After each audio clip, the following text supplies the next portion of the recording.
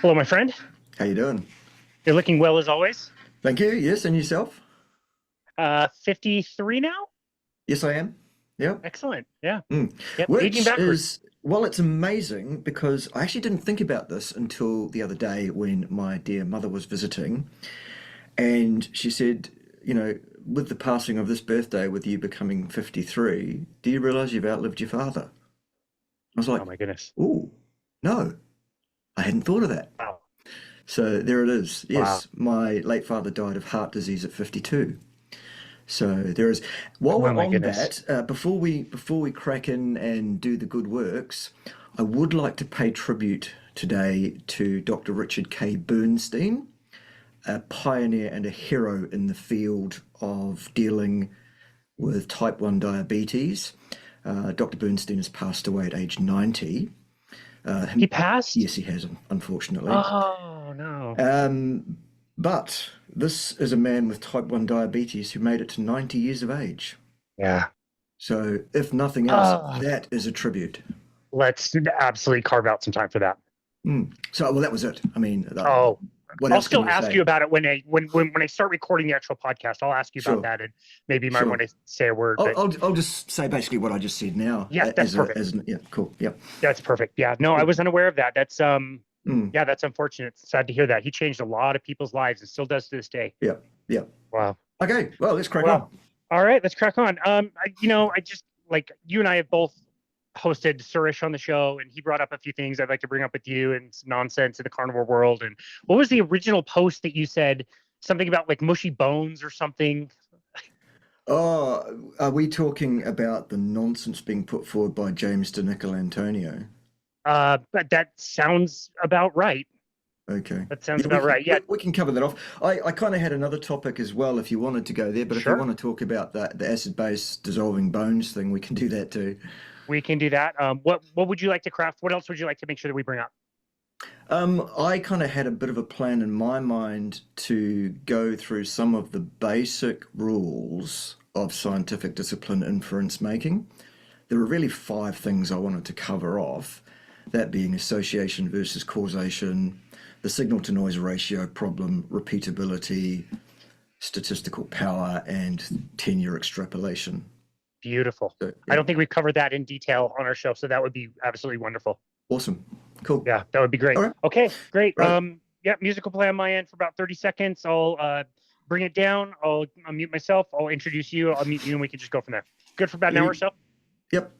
Excellent. Okay, here we go.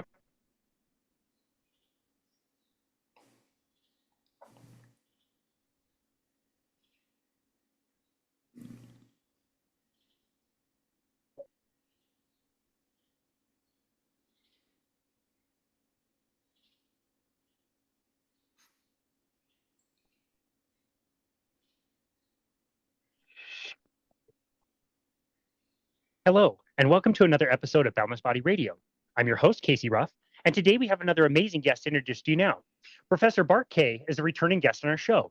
Check out his first appearances on episode 445 and 613 of Boundless Body Radio, the first of which was our most popular downloaded episode of 2023. Professor Bart Kay is a former senior lecturer in cardiovascular and respiratory physiology, exercise physiology, nutrition, research methods, and statistics. Professor Kay has published a number of peer-reviewed research and review articles, as well as book chapters.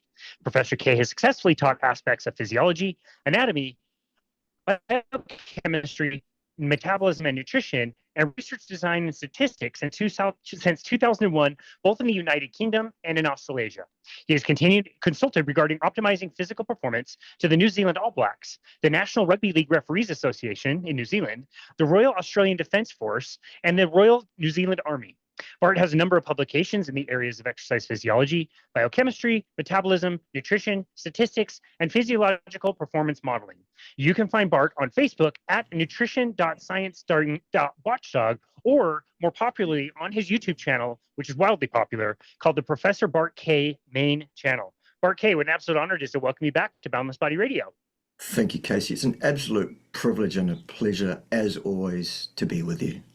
It's always great to see you. We tend to record sometime, usually right after your birthday. You're a year older at 53. You look amazing. And you and I were talking interestingly about two different things, two different people who have influenced you in your life, one a little bit more personally than another, but maybe you could share with the audience something that you and I were talking about first about your age. Yeah, so very recently I turned 53 years of age, and I hadn't really even thought about this, but my mother was there on the day visiting me here, and she sort of said, well, with the passing of another year, with you turning 53, did you realize you've outlived your father? And I hadn't thought of that. My late father died of heart disease aged 52 some years ago. And so that was, I don't know if that's much of an achievement to make it to 53. I'm planning on, many, many more than that, much to the chagrin, I'm sure, of many people. But that's for another day. But the most important thing I think today, because it's more a today thing, is that I would like to pay tribute to Dr. Richard K. Bernstein, who was a pioneer in the treatment of type 1 diabetes, the management of type 1 diabetes. Richard himself was a type 1 diabetic, and sadly he's past age 90. Yeah, that's I was unaware of that, so I appreciate you bringing that up. What an incredible influence, learning his story and what he had to go through, and actually training as a doctor after discovering what he discovered about insulin and how he could control his type 1 diabetes just by lowering carbohydrates. A friend of mine, just kind of like a social media friend of mine, just started posting about their son who was just diagnosed with type 1 diabetes. And you see the kid in the hospital, and of course he's holding the toast and all this stuff. And this family's overwhelmed and they're being told certain things. And so, you want to share, you want to bring it up. And I sent him a message. I'm like, look, man, I'm so sorry for what you're going through. This is something that a lot of type 1 diabetics have used and has really helped them. Watch this, 45-minute, hour-long documentary called The Diabetes Solution if you want. This will give you some alternatives. I also offered to introduce him to several of my friends who we've hosted on the show who are type 1 diabetics, and more than willing to help the family. And, of course, the family's really overwhelmed and they ended up not doing any of it, and they're having a really tough time. So it's hard to see that. And I think there's a lot of resistance to the idea that carbohydrates have anything to do with disease, especially when you're told something in the hospital. So Richard Bernstein did an amazing job, and his book is completely transformative. So thank you for sharing that. And yeah, we'll definitely remember him in the highest regard. Talking to you, and so sorry to hear about your father as well. I'm 41 right now. I lost my mom at 46 to breast cancer, so I'm coming up on a similar date here in a few years as well. So tough times. Before we dive into our topic today, remind the audience, who you are and how you got interested in nutrition and landed in the idea that a carnivore diet is a species appropriate type diet. Right. Well, I think you did an admirable job in the introduction here of outlining my professional background, my academic background, I guess. So I don't really need to say much about that. What I will say is that out of being involved in academia, science, the production of science, the communication of science for a couple of decades, I have developed a healthy disrespect for just about everything that goes on in that industry. Which is a sad thing to have to report, but nonetheless, that is the case. Most notably in the fields of health science, and in particular in nutrition science for human beings, the whole idea that nutrition science even exists is a fallacy. It's a falsehood. It's nonsense. And if we get to that today, we'll get to it, but we've got some other nonsense to deal with perhaps before we get to the more instructional stuff. We'll see how we go on time. I'm actually okay for 90 minutes if we need to go there, Casey, but that's entirely up to you.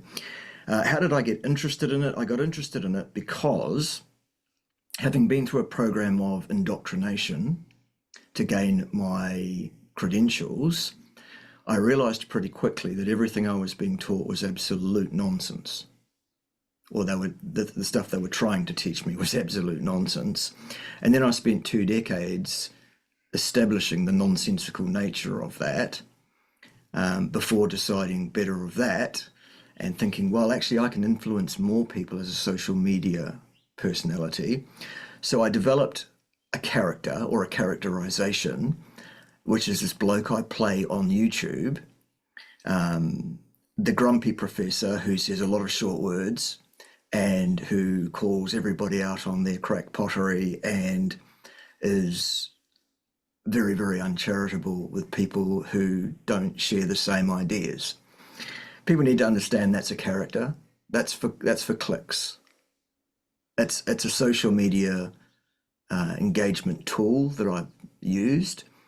I'm thinking about modifying that going forward, because while ever it is a good hook to get people engaged in the first place, it's also self-limiting, because there is a large percentage, I guess, of the general population who actually don't get alongside that kind of behaviour. So we may be seeing something different in the future. Watch this space. Anyway, that brings us up to date. Excellent. Well, thank you very much. And whether you want to start with the crack pottery that is going around in our world from time to time, or talk about something that you and I have not talked about that much before, which is in your wheelhouse, and we haven't really even taken that much of a deep dive into it, the statistics and the way that studies are done and how we should read and interpret some of these studies. Where would you like to start with that? Would you like to start with crack pottery, or would you like to start with something positive? Well, let's deal with some of the topical crack pottery, because we can do that quite quickly. And then I thought, almost as a public service, almost as an instructional pseudo lesson, we could run through some of the basic rules of the disciplines of communicating the inference that science can make, and the limitations of some of the inferences that science cannot make, that perhaps less educated folks, with regard to science specifically, make the mistakes of putting ideas forward that are demonstrably unacceptable. So let's deal with the crack pottery first. That sounds great. It was a post that I saw you comment on that I had never heard of the idea, and you brought something up, and it was something about bones. If you're eating a carnivore diet, something can happen to your bones. I've never heard it. It sounded so strange to me. I didn't give it much credence. Can you give us a little bit of background on what that idea is and where that came from? Yes, this is an idea that's being put forward by a bloke called Dr. James de Nicolantonio, who has a PhD in pharmacy, by the way, not biological process, not nutrition, not human metabolism, other than specifically related to his area of expertise, which is pharmacy. Okay. James also has hundreds and hundreds of peer-reviewed publications to his name. However, unfortunately, what James does not have is control of his ego, it seems, among other things. He also doesn't have command of the material that we'll be covering in the second part of this discussion when we talk about some of these rules. Because what James is saying is this: if you eat a diet which is devoid of what he's calling a balancing base intake, which is coming mainly in his mind from plant materials, he suggests that the eating of meat and animal fat solely causes what he's calling a low-grade acidosis, and that this acidosis is causing people to lose bone mineral density. And his idea is that in the lack of a clear statement to the contrary, that over the long term, over multi-decadal periods, a person who eats a carnivore diet can expect to experience a clinically significant, meaningful loss of bone mineral density, osteoporosis, fractures, and all the sequelae involved in that. The problem with this whole idea is that there is absolutely zero scientific support for it anywhere in the literature. The idea is based on James's, and not only James's. James actually has, he's not out of step with many of his colleagues in this regard, but he has this idea that the human body is capable of becoming acidic. It's false. The human body has very, very powerful homeostatic mechanisms that absolutely prevent this from occurring. There is no meaningful derangement of the pH of any of the fluid pools in the human body at any time, right up to the point immediately prior to a person's death, when the body gives up, stops maintaining that, and the person soon after that, minutes after that, will dutifully die. Okay? The whole model of the basic underpinning physics of aqueous pH control that James is using is from a generation gone. These are ideas that were put forward by people who do not understand the basic physics underpinning it. The whole underpinning model is false from the ground up as well. Further to that, James is supporting evidence for his claim is that he presents 2 or 3 papers, sometimes a few more papers than that. And when I say presents papers, what he does is he brings up a screenshot of the front page of a paper showing just the title of the paper and the first half of the abstract, which is usually cut off anyway because it's just a screenshot of the front page of a paper, and says, here's a paper that absolutely proves Bart Kay wrong. Right?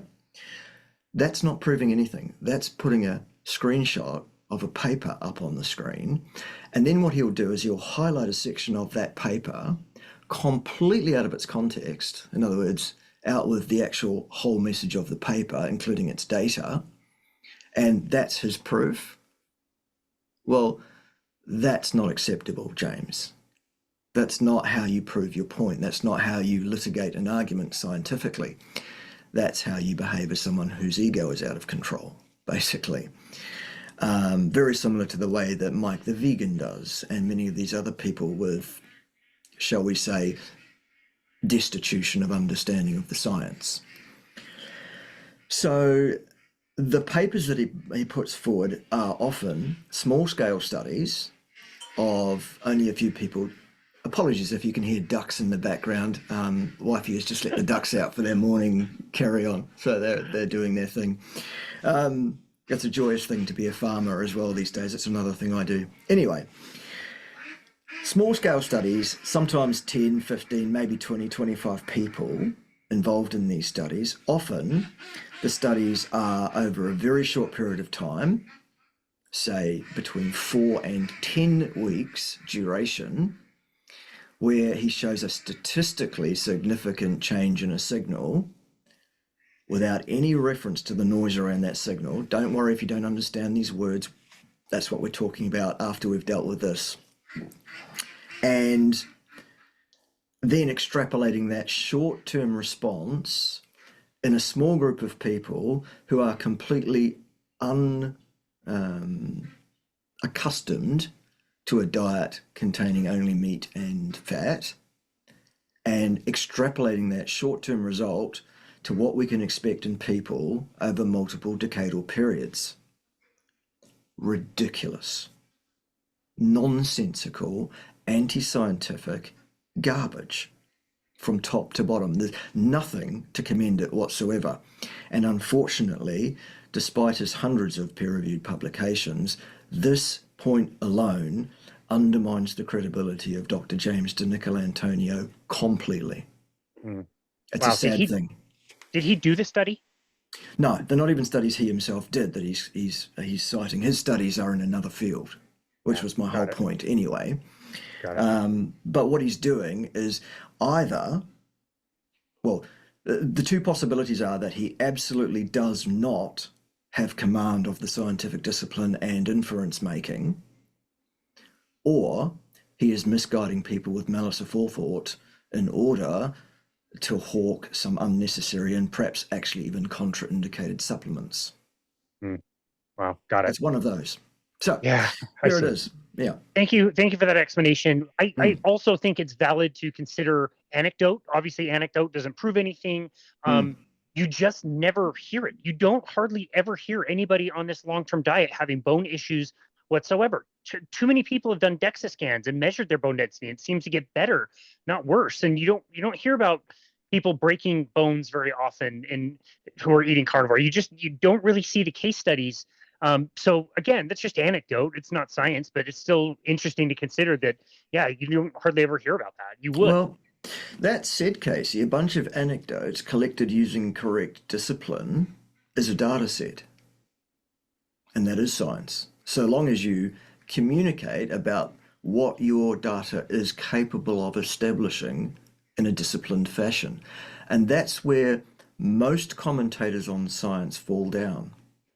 The reason they fall down in that is because they themselves do not have command of this conceptual material, which I'm going to give you all today. Some very basic, very simple things that you can go to straight away, 1, 2, 3, 4, 5. And what they do is rely on what is said in the conclusion sections of the papers by the authors that have written those papers. What people need to understand is the section that's headed conclusions at the end of a paper, that's the one part of a paper where scientific authors are allowed and indeed invited to give their opinion about the data set. The opinion of the authors who collected the data is completely irrelevant to what the data says and what it is capable of establishing. Often those opinions that those authors put forward are bought and paid for by the people who paid for the study to be done in the first place. That's a fact, sadly. And as such, that's the one section of a paper that you probably shouldn't actually even read. If you are competent to read a scientific methodology to determine its veracity, to answer a question appropriately, and if you are competent to read that data set and statistically analyze it yourself competently, then you should do so. If you are not competent to read a methodology or a data set, with regard to what the science says, my friend, what you should do is keep your mouth shut. That's not your field, irrespective of what your credentials might be in another field. I hope that's clear. Yeah, very clear and very important because people are used to seeing headlines all over the place that don't actually match what the actual data say, like you said. So yeah, I would love to step through some of the things that we can do. I think this would be a great guide for people to be able to evaluate some of the headlines and conclusions, like you said, and kind of root out the truth versus the falsehoods that are out there that are maybe benefiting people in financial ways. Awesome. So here is where you put the start point of the lesson, boys and girls, ladies and gentlemen, and super intelligent shades of the color sky blue pink. Here we go. When someone puts a paper in front of me and says, here's a paper that absolutely proves Bart Kay wrong, here are the questions you ask straight away. Number one, is the study that's being put in front of you a controlled observation in a metabolic ward lock-in situation on human beings? Is this an experimental piece of science under control? Because if it's not, in terms of discussion about cause and effect, we are done right there. Okay? Association, which is what most studies are. Most studies on human beings are associative, prospective, cohort style studies. These are incapable, underline incapable twice, put that in block capitals if that's required, incapable of informing on cause and effect. I'll give you an example. If I do an associative study where I look at the sale of ice creams at Miami Beach on any given hot summer's day, and I correlate that with the incidence of sunburn suffered by people at Miami Beach that same day, I will find a very strong correlation between, on any given day, if I do this over multiple days throughout the summer, I am going to find a correlation between the sale of ice cream and the incidence of sunburn, am I not? Yes. Does that mean we deal with the sunburn problem by outlawing the sale of ice creams? No, that's ridiculous. That is what we're dealing with mostly in nutrition science, health science, etc. Why is that so? Well, it's very difficult financially, practically, and ethically to lock people in a laboratory for multiple decades in order to talk about the effect of any given intervention on people's health over multiple decades. You will not get that past ethics, ever. And even if you did, where is the money for a multiple decadal lock-in study coming from? And who's going to run it? What's the practicalities of that? Okay, so the response to that I normally get from people, indeed boys with high school diplomas who must know more than me about science because you see they can bench press 415 pounds, Richard Burgess, goodness sake, is that, the problem, Bart Kay, is that your epistemological standards are just unreasonable. No. What they're basically saying there is that Bart Kay is a science denier. No. Bart Kay insists upon science. I hope that's a clear distinction. What I'm saying is, to be unassailable in your argumentation, your discipline has to be unassailable. And if you are going to suggest that an associative study is able to inform on cause and effect, your credibility is done. Right there, you're finished. So that's the first thing. The first question is, okay, this study that I'm being shown that proves me wrong, is it a properly controlled, properly observed, properly tenured metabolic ward lock-in study, an experimental piece of science? No? We're done. I hope that's really clear. Any questions on that? Yeah, I would say one, just to prove your point and what you're saying. I could say to you, well, Professor Kay, we never did that with smoking and lung cancer, for example. Right. We never did a randomized controlled trial, and today that would also be considered ethical. Can you tell us the difference between the levels of association and why that matters to validate some associative studies out there, but why that doesn't work with nutrition? Absolutely. And that is also a brilliant segue to point number 2 as well, just Great. serendipitously, because Casey and I haven't discussed this beforehand. No, we've not. I've just said, look, I'd like to outlay these 5 things. But anyway, let's deal with that. An association between A and B has a certain value. There is a relationship between A and B for which we can draw a trend line, a line of best fit. It's called a regression line for those that want to know the mathematical term for it. What we have to understand is how powerful is that predictive value, they call it. It's not predictive. In fact, it's associative and it's nothing else, by the way. Some predictive values have more, weight in that the variation of individual data points around that trend line is much narrower. People fit the line better, or they fit the line worse. Okay? So, for example, you could say that there was an association between X and Y that has a value, a slope on that trend line of 1 to 1. So for every value of X, there is an added value of Y. That's a straight line that goes up at 45 degrees through that graph, shall we say. However, if individual people are scattered all over that chart and nowhere near the actual trend line, the best fit line, then the R-squared value, the predictive value of that chart, is close to 0. Ergo, while you can say, well, the best fit through that line is a 1-to-1 relationship, in actual fact, people are hugely variant around that. There is massive noise around that signal, in which case that trend line is of no value to you, sort of thing, okay?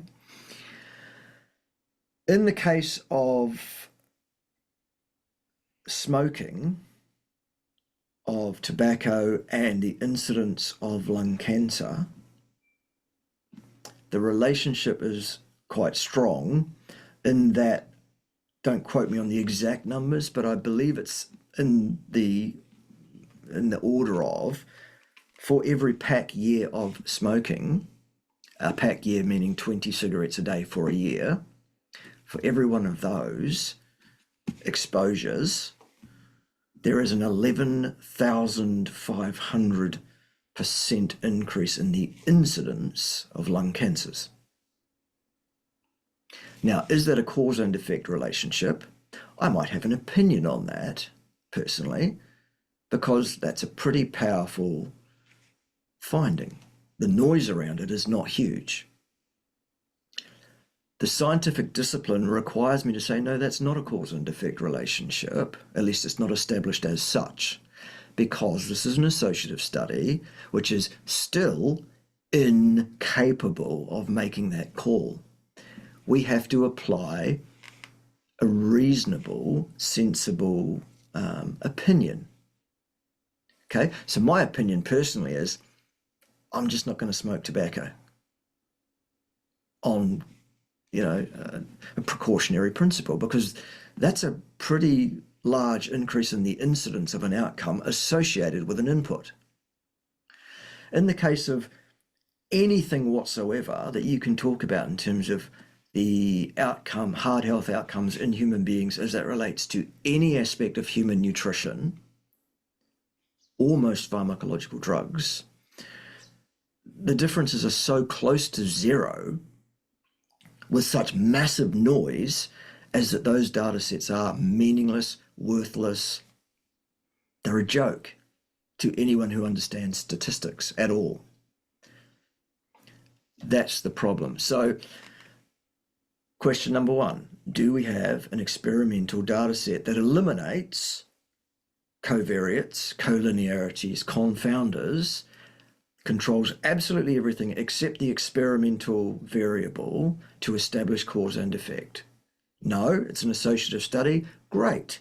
Let's say there's an association and make our own opinions about the meaning of that association with an understanding of the value of its power to make predictions, shall we say, to use that terminology.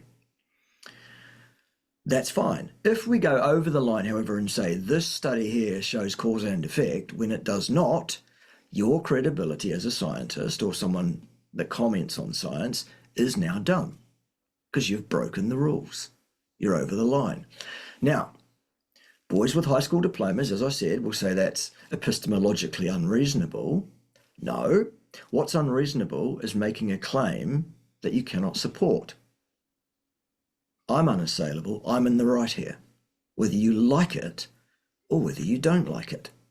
Sorry about that, Richard Burgess, and others. Others with much more credibility than Richard Burgess make this same mistake, by the way. So that's the first question. The second question, okay, if you've got an associative study, let's talk about the power of that association. What is the slope of the line and what is the noise around it? And if you're unable to do that by looking at a data set yourself, then you, my friend, are not competent to publicly make any statement whatsoever about what the science says. Sorry. And as such, you should keep your mouth shut on that topic. So that's point two. Point number three is a thing we call repeatability. Sometimes it's referred to as reliability. Here's what it is.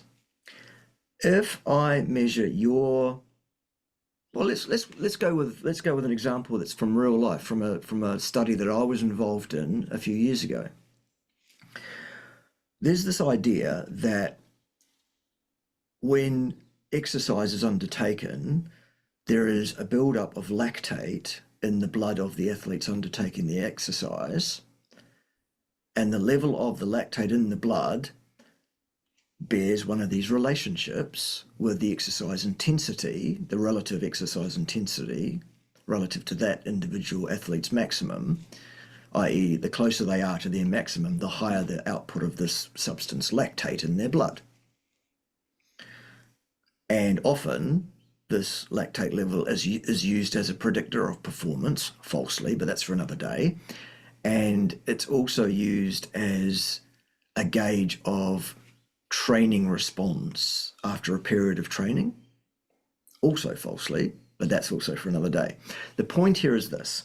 What we did, myself and some colleagues, is we got a bunch of cyclists to come into the lab on the same day of the week, 6 weeks in a row, having had the same breakfast that morning, having, this, that, the other, all the things that we could possibly get them to control as close to a proper controlled study as possible, right? And basically what we did is, under the assumption that everything else is under control and everything else is the same, what we're just doing is measuring the same athlete 6 weeks in a row without changing anything else. So there should be stability, concordance, and agreement between their blood lactate concentrations at any given work intensity 6 weeks in a row, assuming that they're not under a period of training where we would expect that to change. Right? Did we get that?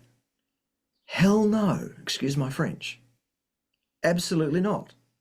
What we got was a spread of results for a given individual under the same circumstances pretty much that was so wide that a change in fitness status to detect with statistical power, which we'll talk about last, was so wide as to be completely unrealistic. In other words, there's no way we can detect this change and say statistically this is significant, this has power, this is meaningful, this has utility. Because a person measured again and again and again and again for the same variable was so all over the place that the noise around the signal rendered the signal useless. Most studies report signals. Signal means change in the variable from situation A to situation B, okay? The noise around these signals in the literature is invariably so massive as to make the whole paper laughable to anybody who understands statistics at all. And yet, people are saying, the science shows, and they're splashing these papers up on the screen with conclusions from authors that are worded in such a way as to suggest that the paper is able to inform us in any usable way at all, when it's not, bought and paid for. And they're going, there you go, there's proof. The only thing that's proof of, my friend, is that you, if you're making those kind of comments out there, that you are incompetent to talk about the science. I hope this is going up some flagpoles. So that's number 3. Number 1, do we have an experimental study under control here? No, we're done.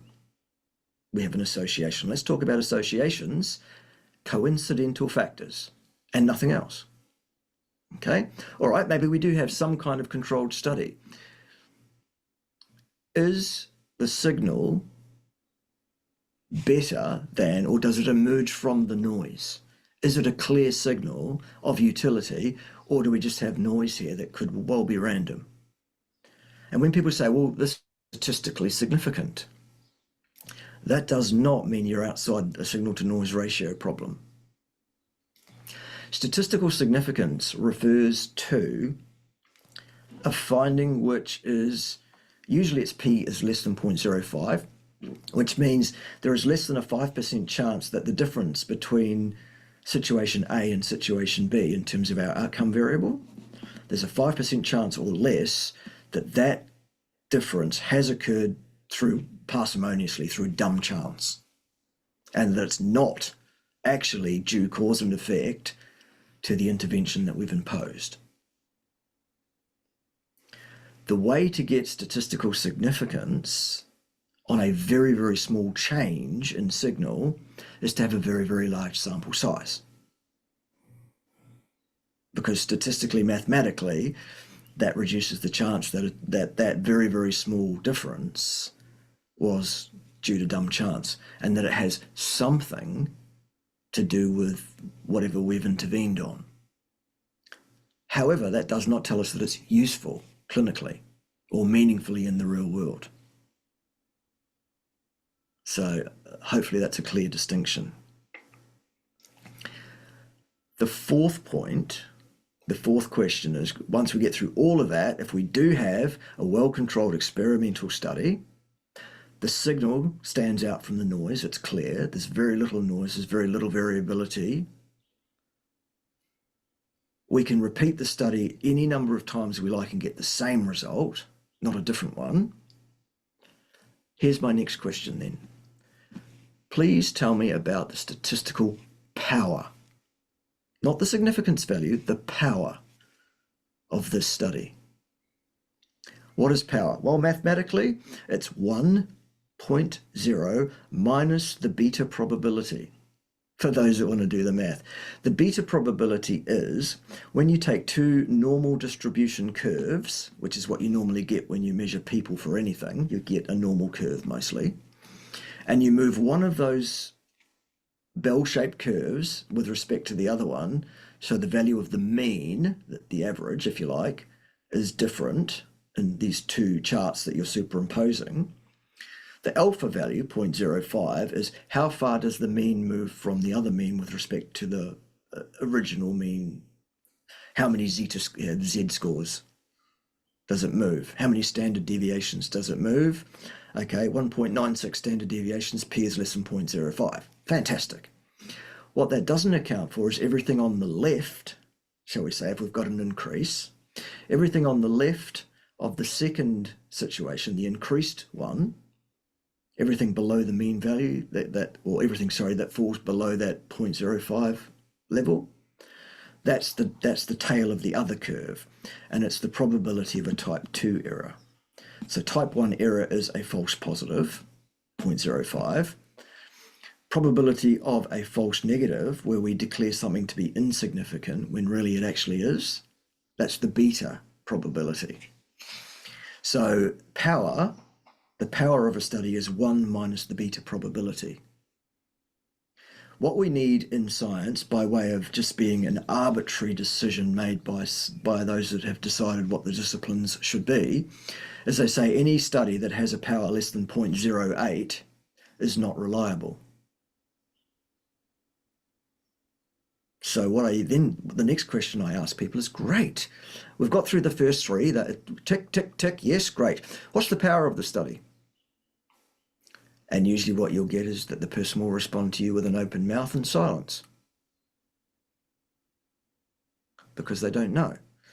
In which case, my friend, guess what? You are not competent to speak about what the science shows publicly. And as such, you should keep your mouth shut on the topic. You need to understand this. You need to be able to do this mathematics yourself on a data set.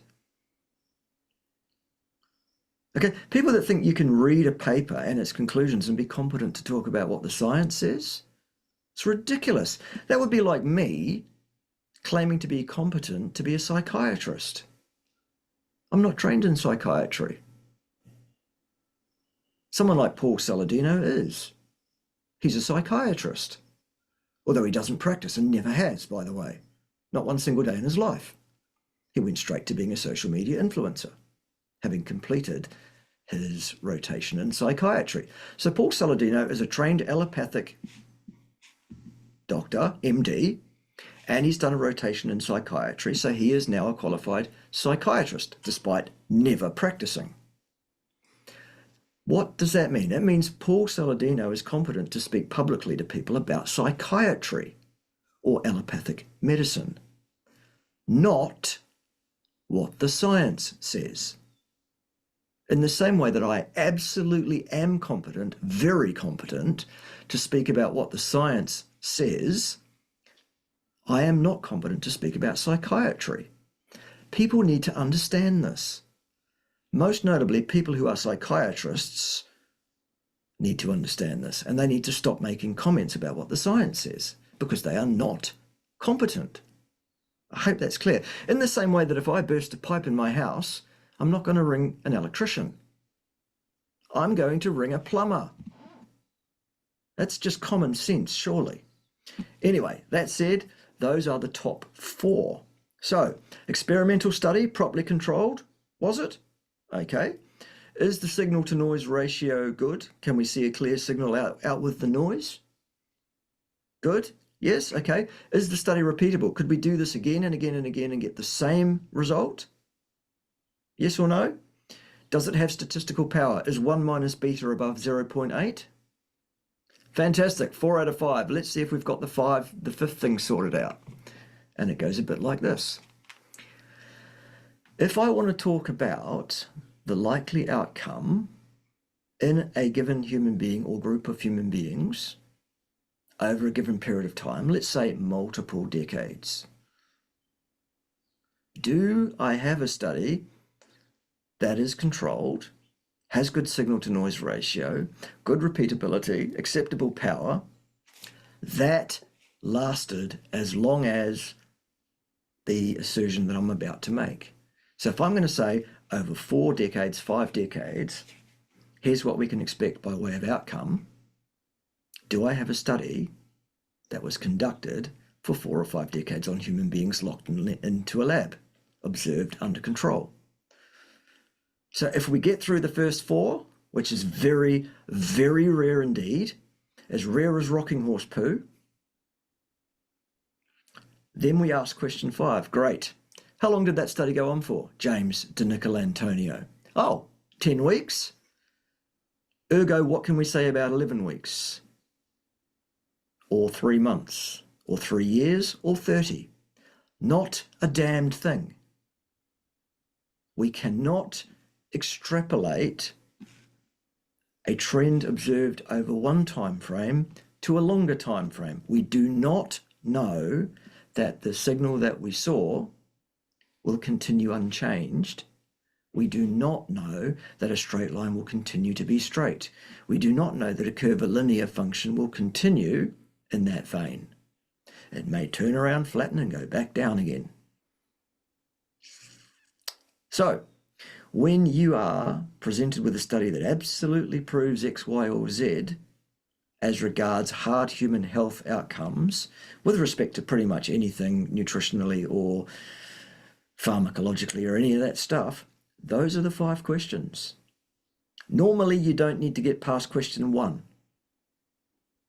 But if you do, there are 4 more questions that you can ask there that can absolutely tip that over. You will win that argument, and I say win with inverted speech marks around it because there's no such thing as winning an argument, by the way. There is no such thing, I can promise you. What you can do, however, though, is show your comprehension, your understanding of the disciplines of inference making in science, and you can show superiority to another person's argument simply by tapping those 5 questions in order. Absolute pleasure. There we go. Any questions on that to fill in the rest of the hour? Just applause all around. That was a masterclass. I absolutely love that. I would caution the listeners watching this on YouTube, when you apply these principles, even if it's just, not an argument, but you're just trying to figure out what to eat for yourself. How should I construct my diet? What things are good for me? What things are not good for me? I think a lot of people care about that stuff, but I would warn the person that, man, you're going to see it everywhere, including well-respected journals. You're going to see it on news channels or newspapers that you might highly trust. You might see it in organizations that you might also trust, like the American Heart Association, the American Diabetes Association. Don't assume that because a pharmaceutical, advertisement says you're going to have such and such improvement of such thing, or the American Heart Association says that red meat is going to kill you, or whatever. You think you can trust some of these things. They're not following these standards, and they're getting out to what most people would consider to be very reputable, and they get published. And so again, I was just as you're looking for this and keeping your eyes out for this, you might find this in places that you wouldn't think you would. Exactly. I think an overarching guiding principle for people should be, when someone talks to you about what science says, even if you don't understand anything I've said today of those 5 questions, even if you don't get that, you need to understand that the thing that underpins science, and for those that are listening and not watching, I'm waving a $20 bill. science says what the people who pay for science tell the scientists that it says. It's bought and paid for, all of it, with regard to human health outcomes. Absolutely, the whole industry is vile, foul, ill-disciplined, and compromised to its very core. And that's coming from someone who has worked at that coalface as part of that problem for 2 decades before my redemption, seeing the light and going, you know what? I'm not going to be involved in this anymore. I'm going to go and tell people what's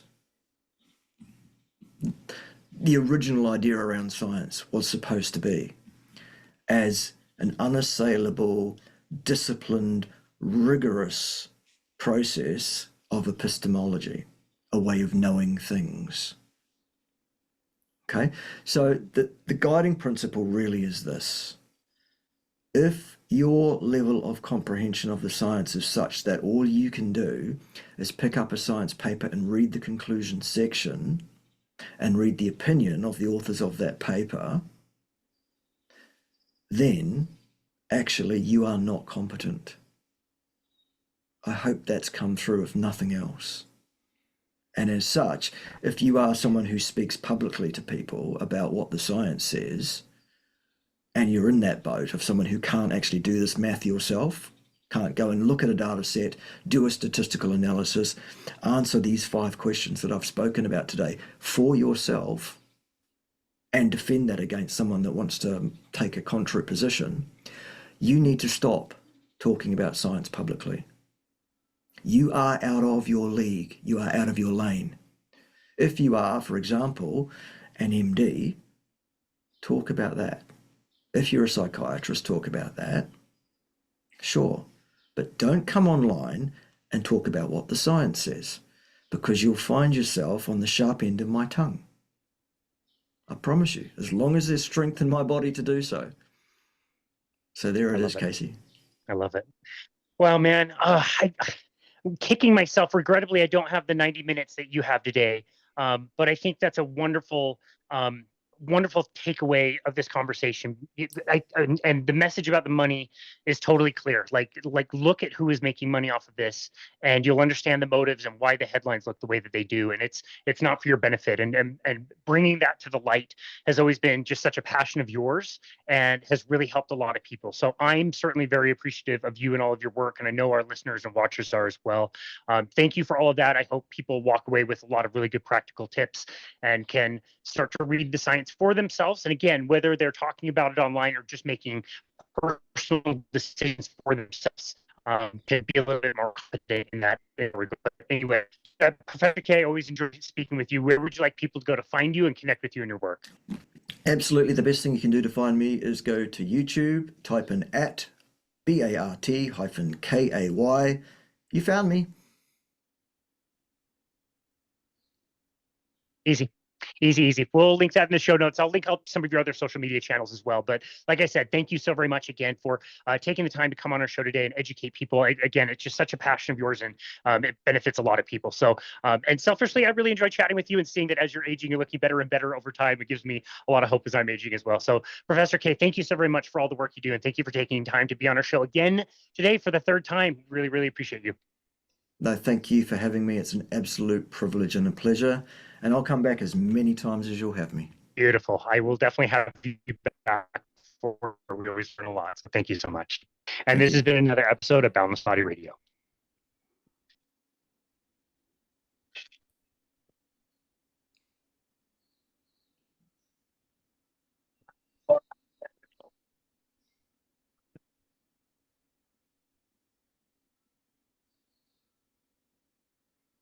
That was so good.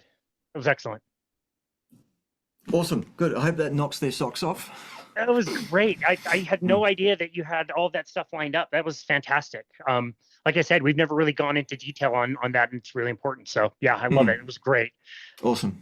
I will Cool. make sure I set aside more time next time in case you have the extra time, because that would have been fun to keep going. But Yeah, I often do.